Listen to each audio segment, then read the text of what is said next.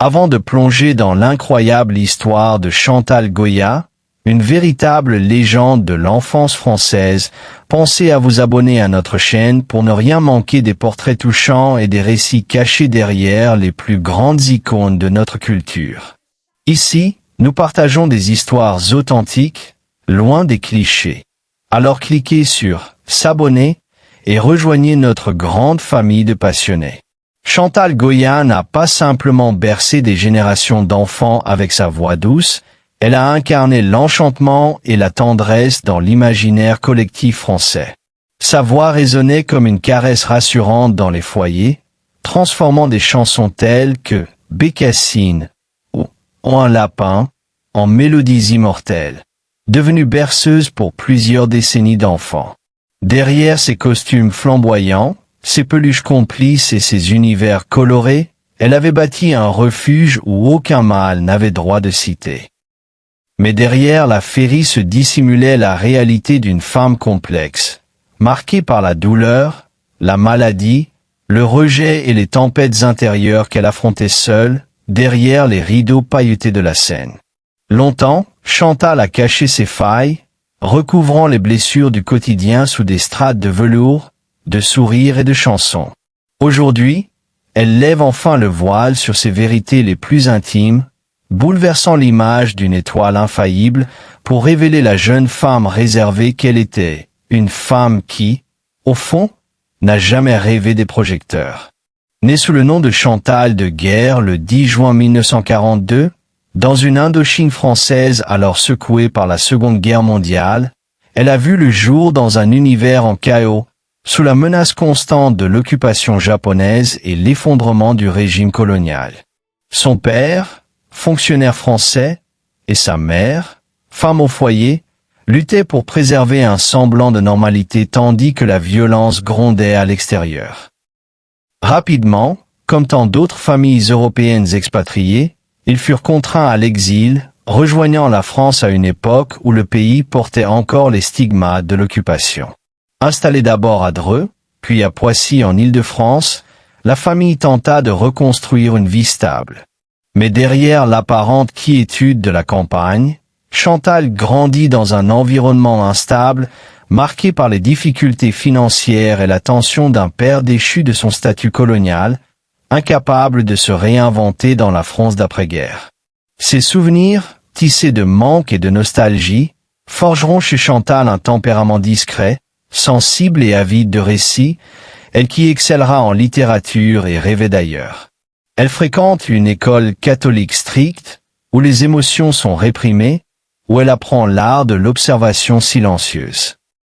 Très tôt, elle se sent plus attirée par l'écriture que par la musique, rêvant de devenir reporter de guerre pour documenter la vérité du monde, loin des projecteurs et des feux de la rampe. Mais le destin en décide autrement. Après le baccalauréat, elle entre à la Sorbonne, en pleine effervescence intellectuelle des années 60, assistant de loin aux mouvements étudiants, à la révolution culturelle, tout en restant l'observatrice discrète, le carnet à la main. C'est lors d'un de ces rassemblements qu'elle croise la route de Jean-Jacques Debout, un musicien exubérant, déjà reconnu pour ses collaborations avec Johnny Hallyday et Sylvie Vartan. Fasciné par la fragilité élégante de Chantal, il la pousse à chanter malgré son manque d'assurance. C'est à contre-cœur, presque terrorisée, qu'elle se lance sur scène.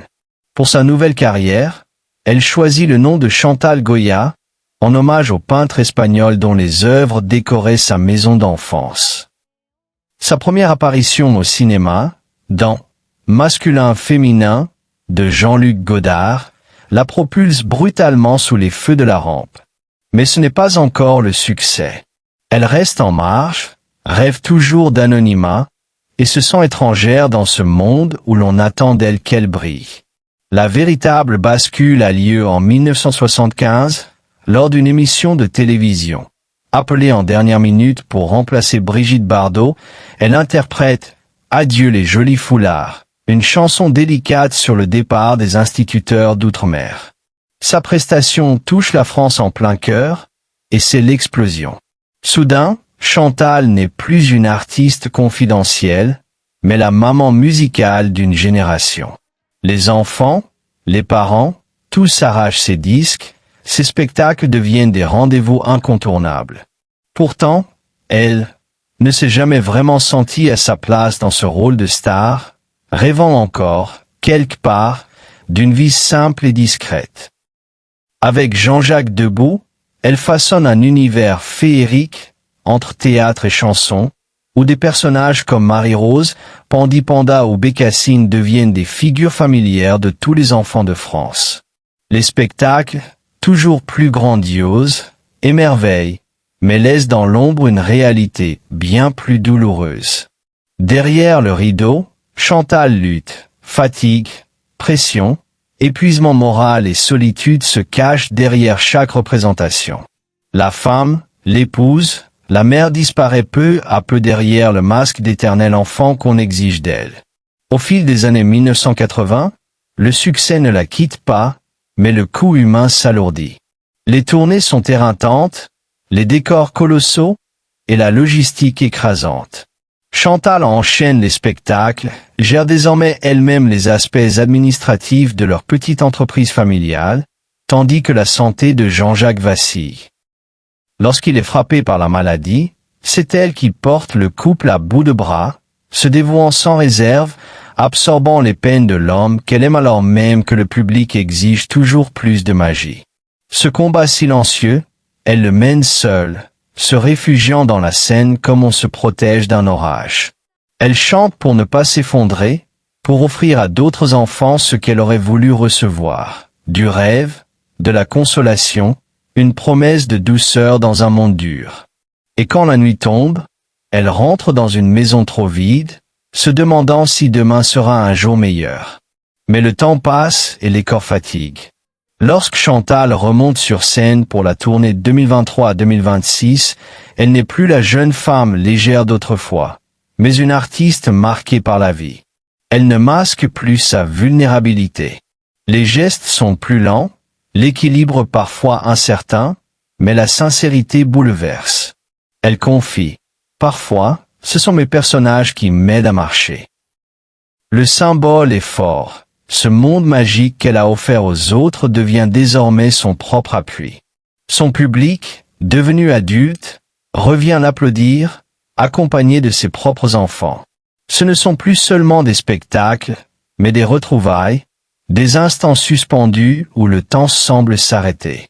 Chantal Goya n'est plus seulement une voix, mais un lien vivant entre des générations, une gardienne de souvenirs, une âme qui, malgré la douleur, continue d'offrir ce qu'elle a de plus précieux, sa présence. Derrière chaque salve d'applaudissements se cache la réalité de la fatigue, des douleurs physiques, des sacrifices consentis loin des feux de la rampe.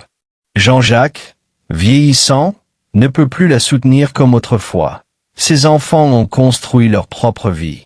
Mais Chantal, elle, continue, portée par la nécessité viscérale de ne pas rompre le fil, de ne pas quitter la scène qui est devenue son refuge, et peut-être son dernier bastion contre la solitude. Aujourd'hui, Chantal Goya regarde sans phare le chemin parcouru. J'ai tout donné, confie-t-elle. Elle ne se présente jamais en victime, malgré les moqueries, les critiques, le sentiment parfois d'être dépassée ou incomprise. Elle ne répond jamais par l'aigreur, mais par la fidélité à ce qu'elle incarne, la bonté, la douceur, la magie de l'enfance. Son plus grand souhait? Être reconnue comme une personne, pas seulement comme un personnage.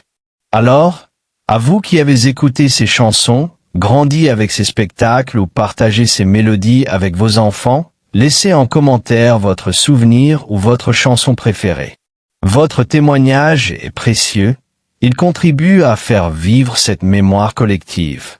Et surtout, si cette histoire vous a touché, n'oubliez pas de liker, de partager et de vous abonner à notre chaîne pour découvrir d'autres récits authentiques, émouvants, sur des personnalités qui ont marqué nos vies, bien au-delà des apparences. Chantal Goya, à travers ses chansons et ses combats, nous rappelle que derrière chaque conte de fées se cache une femme, une vie, un cœur. Merci d'avoir regardé, et à très bientôt pour une nouvelle histoire sur notre chaîne.